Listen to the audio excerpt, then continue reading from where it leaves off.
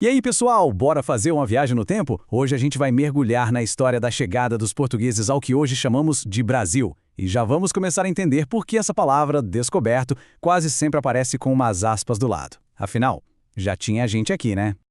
Olha só, para começar eu quero lançar um mistério. O que é que temperos, sabe, especiarias como pimenta, canela, que vinham lá da Ásia, tem a ver com a história do Brasil?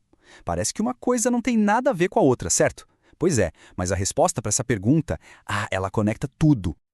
Então, para a gente desvendar esse mistério, a gente precisa voltar um pouquinho no tempo, lá para Portugal e entender por que eles resolveram se jogar no mar assim. Bom, não foi do nada. Tudo começou com uma verdadeira obsessão: encontrar um novo caminho para as Índias. E o que eram essas Índias? Bom, era o nome que os europeus davam para a Ásia, de onde vinham todos os artigos de luxo que se pode imaginar: seda, porcelana e, o mais importante de tudo, as especiarias. O pessoal na Europa era simplesmente alucinado por isso. Só que tinha um problemão: o caminho por terra era super perigoso e, pior, controlado por outros povos. A solução, então, tinha que ser uma nova rota, pelo mar.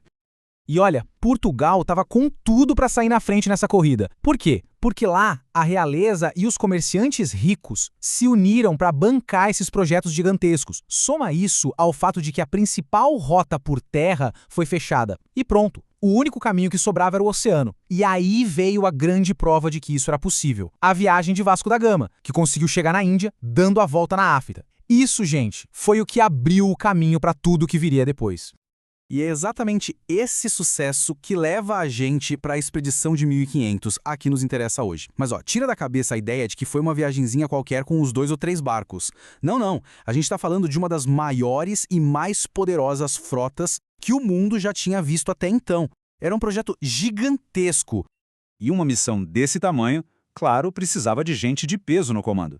A gente tinha o rei, Dom Manuel I, que foi quem teve a ideia e, claro, pagou a conta. O comandante da frota era Pedro Álvares Cabral, um nobre que foi escolhido a dedo para essa tarefa. E para garantir que eles não se perdessem, levaram ninguém menos que Bartolomeu Dias, um navegador super experiente. E eles não foram só com gente boa, não. Eles tinham a melhor tecnologia da época. A arma secreta deles era a nau. Imagina só, um navio enorme, super robusto, era tipo um tanque de guerra flutuante, projetado para aguentar meses no mar aberto, enfrentando de tudo. Beleza. Então, com essa frota toda, eles partiram.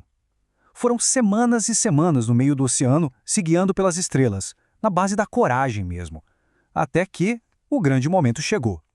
A data era 22 de abril de 1500. Imagina a cena. Depois de 44 dias só vendo água, finalmente, alguém lá no alto do mastro solta o grito que todo mundo estava esperando ouvir: Terra à vista!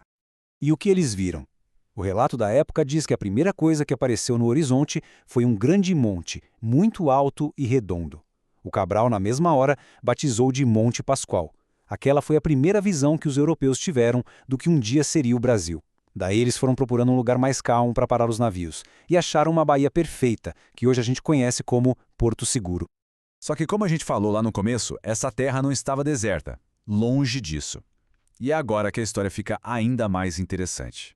Pensa só, é o momento em que 2 mundos completamente diferentes, que nem sonhavam que o outro existia, ficaram cara a tarra pela primeira vez. E quem eram os donos da casa? Eram os tupiniquins, um dos vários povos originários que moravam ali por toda a costa brasileira.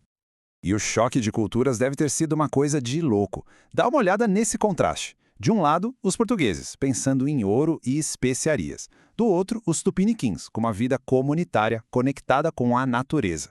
O primeiro contato, que foi registrado numa carta famosa, começou de forma até que pacífica, com a troca de presentes, sabe? Cada um tentando entender quem era o outro.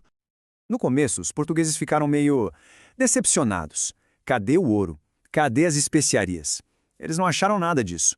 Mas eles encontraram uma outra riqueza, uma que acabaria dando nome para essa terra toda. Eles encontraram o pau-brasil. O que é isso? É uma árvore nativa da Mata Atlântica que tem uma madeira que solta um corante vermelho, mas um vermelho muito forte, sabe? E lá na Europa, isso valia uma fortuna. Era usado para tingir tecidos de luxo. E foi aí que começou a primeira grande exploração econômica do novo território. Muito bem, vimos bastante coisa até aqui, né? Agora chegou a hora do desafio. Será que a memória de todo mundo tá boa? Vamos ver quem estava ligado em cada detalhe dessa história. Primeira pergunta. Valendo! Quem foi o comandante da expedição portuguesa que chegou aqui em 1500?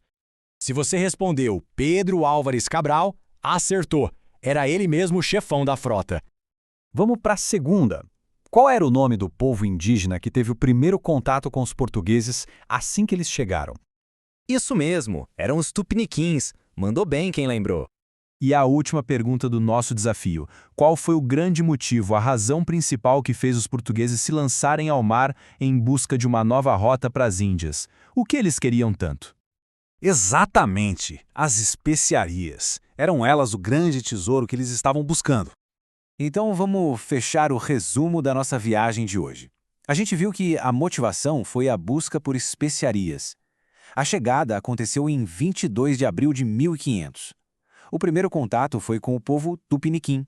E a primeira riqueza explorada foi o pau-brasil. Tá tudo conectado. Mas é claro que a história não acaba aqui. Portugal achou a riqueza, mas logo outros países também ficaram de olho nela. E aí vai o desafio final para ser respondido aí nos comentários. Que outro país europeu também veio para cá e começou a invadir o nosso litoral para contrabandear o pau-brasil? Pensem aí e deixem a resposta. E claro, se tiverem qualquer outra pergunta, pode mandar também.